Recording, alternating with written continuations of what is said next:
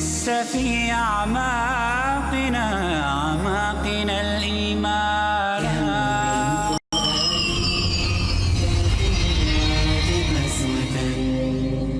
فإذا وعى القرآن من اللانا كم من فؤاد كالحجارة.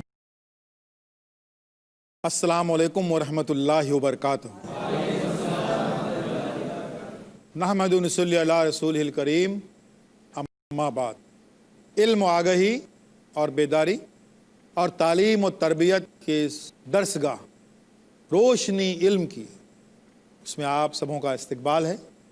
یہاں پر ہم علم، تعلیم، بیداری، علمی بیداری، تعلیمی بیداری، ذہنی بیداری، اس کے مختلف پہلوؤں پر گفتگو کرتے رہتے ہیں. کچھ ایسے مفروضات، کچھ ایسے اسمپشنز، کچھ ایسے فرضی باتیں جو برسہ برس سے کچھ اتنی رائج ہو گئی ہیں یہاں پر کہ رج بس سی گئی ہمارے ذہنوں میں، دماغوں میں.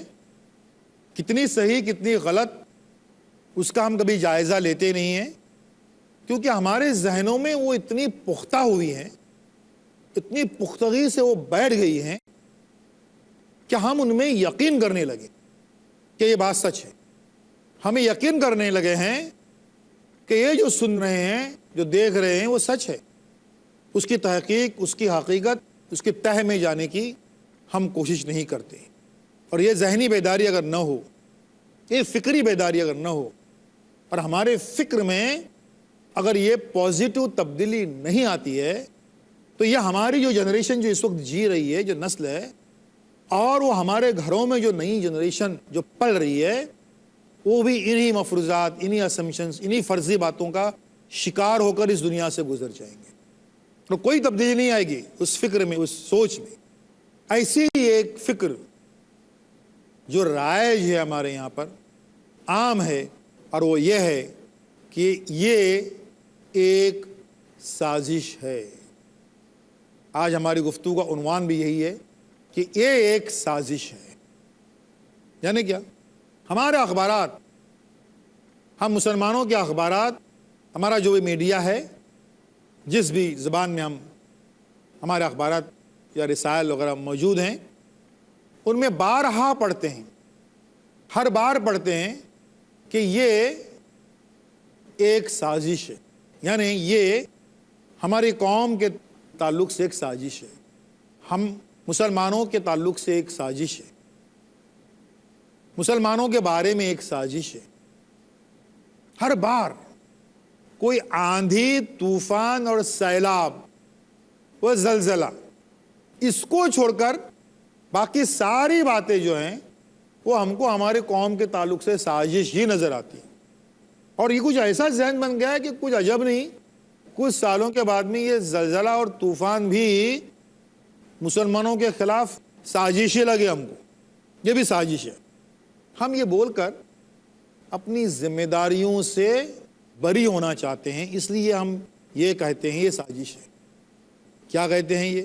نمبر ایک کہ یہ ایک صہیونی سازش ہے، سامراجیت کی سازش ہے. نمبر دو، مسلمانوں کے خلاف یہ ایک یہودی سازش ہے. نمبر تین، یہ ایک مغربی سازش ہے، ویسٹرن کنٹریز کی سازش. نمبر چار، یہ ایک یورپی سازش ہے، یورپی ممالک کی مسلمانوں کے خلاف سازش ہے. نیکسٹ، یہ جو فرقہ پرست پارٹیاں ہیں ان کی یہ سازش ہے. یہ نہیں ملا تو یہ KGB CIA یا موساد کی سازش ہے.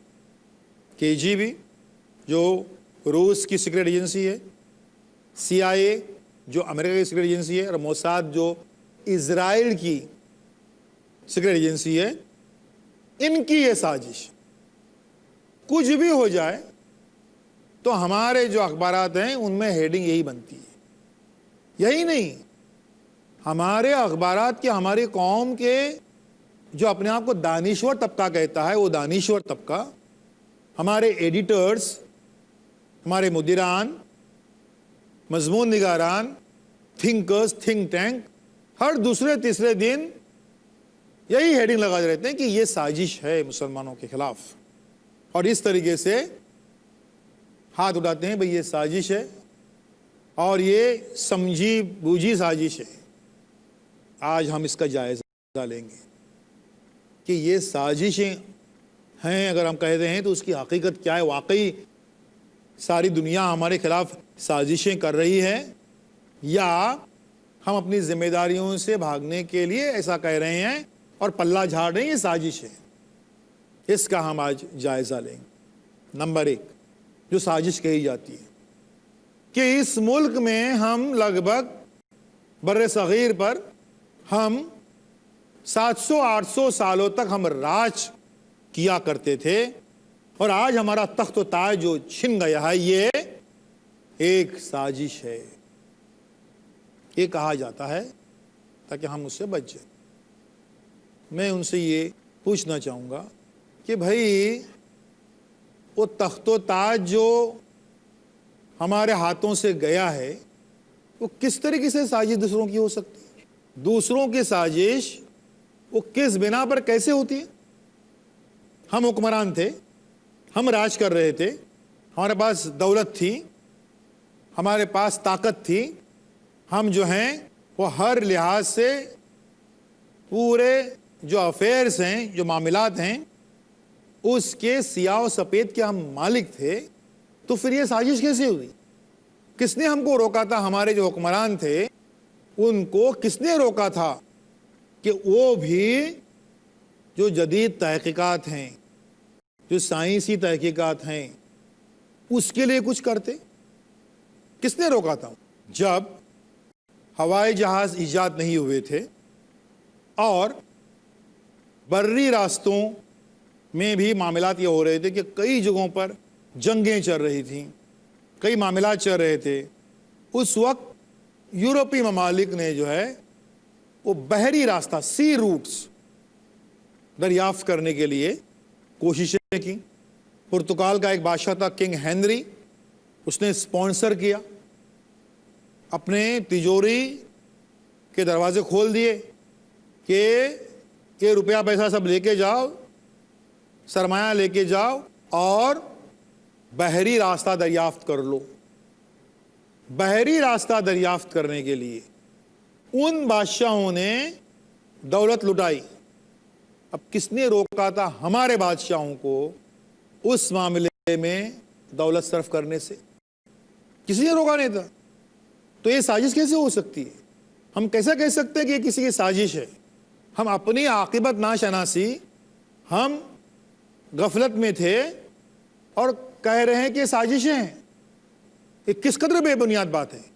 صرف یہی نہیں، یہ ہونے کے بعد جو صنعتی انقلاب آیا، انڈسٹریل ریولوشن آیا، اس میں چھوٹی موٹی کئی ایجادات آئیں، میکینیکل چیزیں کئی بنی، انسان کے بہتری کے لیے، آسانی کے لیے کئی چیزیں بنی۔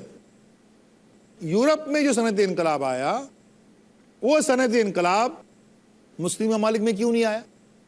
کس نے روکا تھا ہمیں؟ کس نے منع کیا تھا؟ مطلب یہ کہ وہ سازشیں نہیں تھیں، وہ ہماری کوتاہی تھی، غفلت تھی سراسر، اور اس کو ہم سازشوں کا نام دے رہے ہیں۔ جب ہم برسر اقتدار تھے، جب پاور میں تھے، تب دوسرے ملکوں میں کیا کیا چل رہا ہے، کیا کیا تبدیلی آ رہی ہے، وہ دیکھنے کے لیے ہمارے یہاں سے کوئی ایلچی، کوئی سفیر بھیجنے کے لیے ہم کو کس نے منع کیا تھا؟ تو یہ سازش کیسے ہو سکتی ہے؟ یہاں پر 16ویں صدی تک ہمارے کچھ علماء کہیے، ایک آدھ حکمراں کہیے، وہ قرآن مجید کو جو ہے وہ ہاتھ سے لکھتے تھے، قلم بند کرتے تھے، کتابت کرتے تھے اور اس طریقے سے دین کی تبلیغ کرتے تھے۔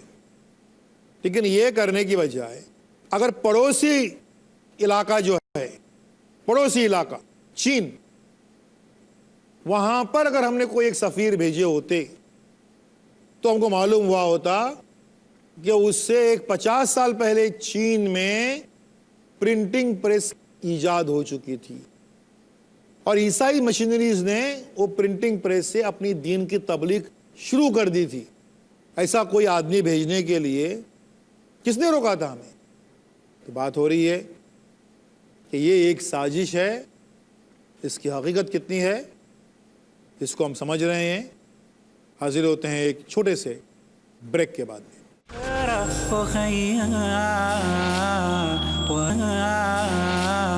ورتل القرآن. السلام علیکم ورحمۃ اللہ وبرکاتہ. روشنی علم کی اس میں ہم آج گفتگو کر رہے ہیں. ایک بہت ہی رائج ہمارے یہاں پر جو ایک جملہ ہے، جو سینٹنس ہے کہ یہ ایک سازش ہے. ہر چیز میں ہم مسلمانوں کو ایک سازش نظر آتی ہے. اس کی حقیقت کیا ہے اس کو ہم جاننے کی کوشش کر رہے ہیں. میں نے کہا کہ پرنٹنگ پریس جو ہے اس کی ایجاد وہاں پر ہو چکی تھی، ہمیں علم نہیں ہوا. کئی ایسی اور ایجادات ہیں چھوٹی موٹی چیزوں سے لے کر وہ ہم ہو چکی تھی لیکن ہم کو علم نہیں ہوا، اور اس کو سازشوں کا ہم جو ہے وہ قرار دیتے کہ سازشیں تھیں.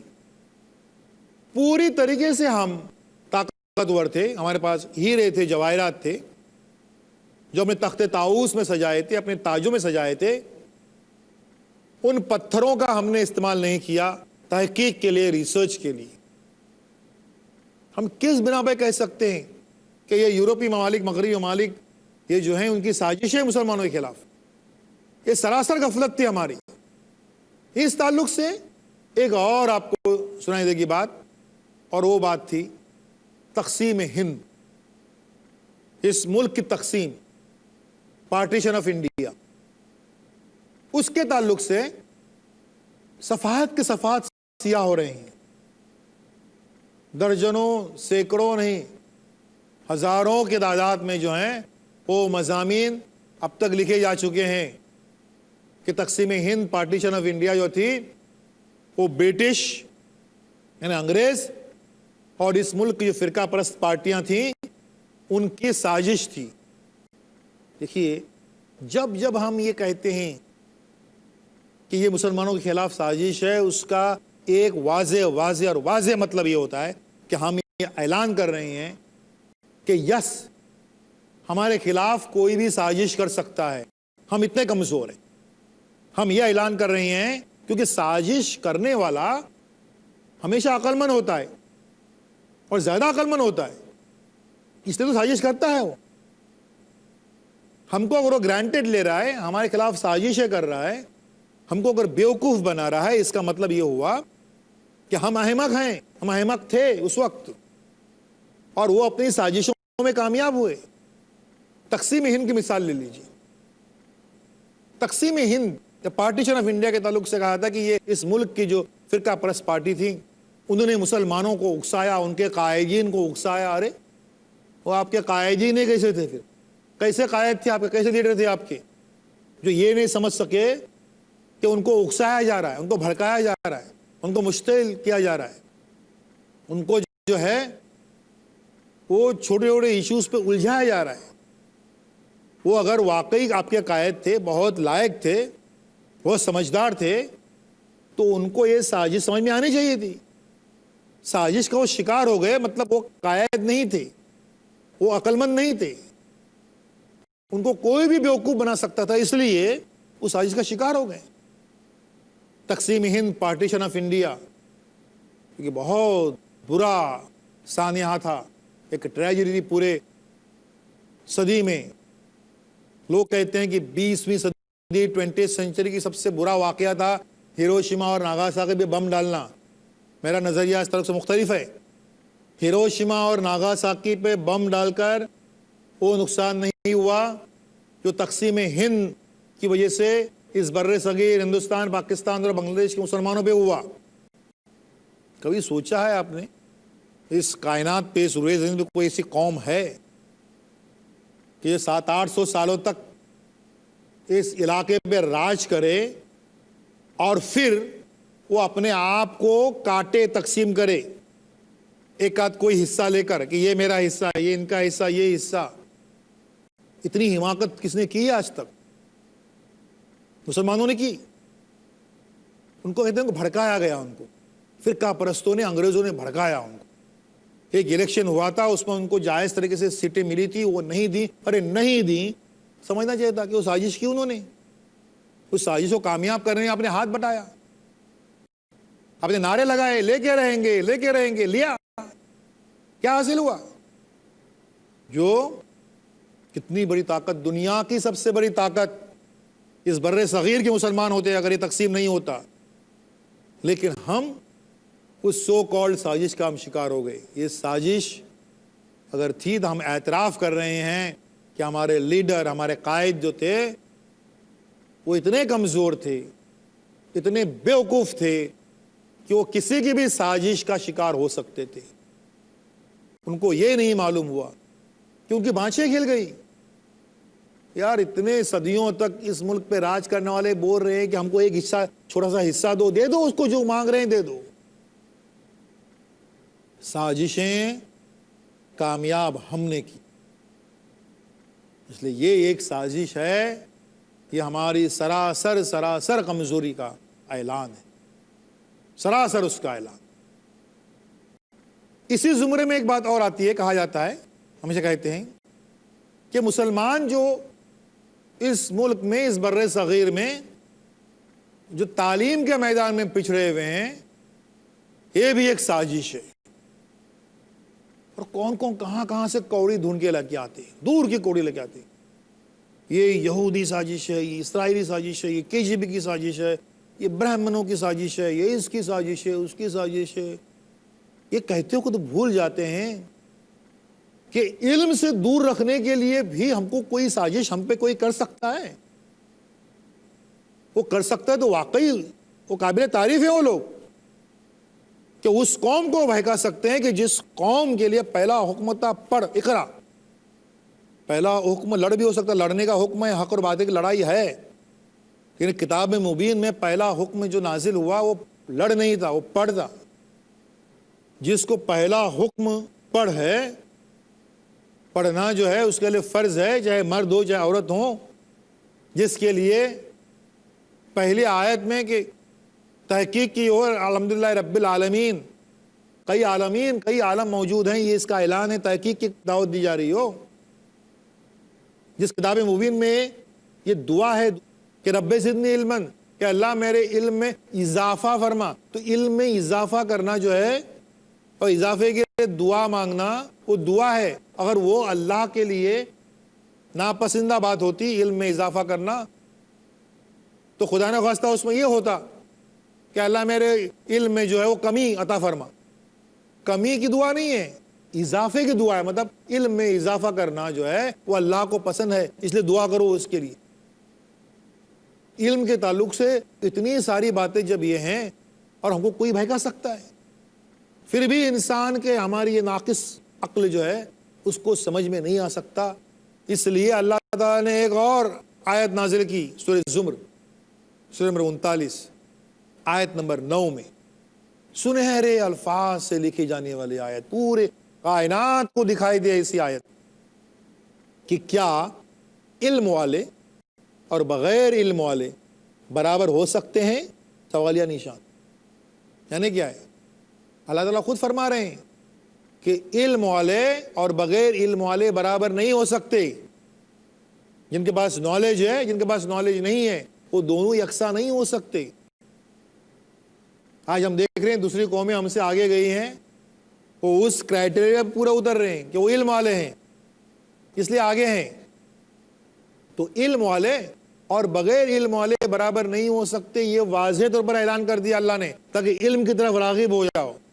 اب اس کے باوجود کوئی ہم کو اگر علم سے بھٹکا سکتا ہے تو واقعی طاقتور ہے، واقعی عقل مند ہے. تو یہ ایک سازش ہے. یہ کہنے سے پہلے اور صفحات کے صفحات سیاہ کرنے سے پہلے ہم یہ کیسے بھول جاتے ہیں کہ اگلے وقتوں میں جب سائنس کا کوئی وجود بھی نہیں تھا، اس وقت ایسی ایسی ایجادات ہمارے یہاں پر ہوئی ہیں. یہ ہمارا ایک سنہرا ورثہ ہے، ایک سنہرا دور ہے ہمارا، اور اس کے باوجود ہم کو کوئی بھٹکا سکتا ہے.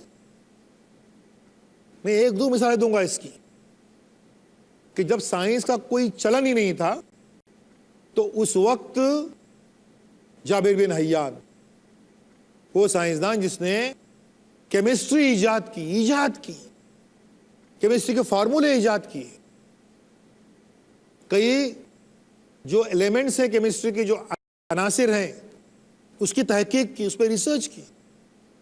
جب سائنس نہیں تھی، الیکٹریسٹی نہیں تھی، لائٹ نہیں تھی، اس اندھیرے دور میں ابو القاسم زہراوی نے عمل جراحی یعنی سرجری کا علم دنیا کو دیا.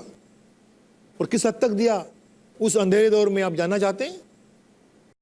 کہ اس نے اس دور میں کیٹرک کا آپریشن کیا، موتیا بندو کا آپریشن کیا اس دور میں. کئی ایسے ہیں، حکیم رازی، جنہوں نے میتھمیٹکس سے کئی فارمولے دیے.